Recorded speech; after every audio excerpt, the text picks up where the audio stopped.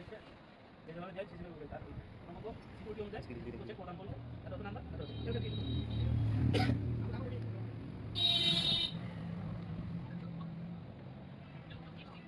কত ছিল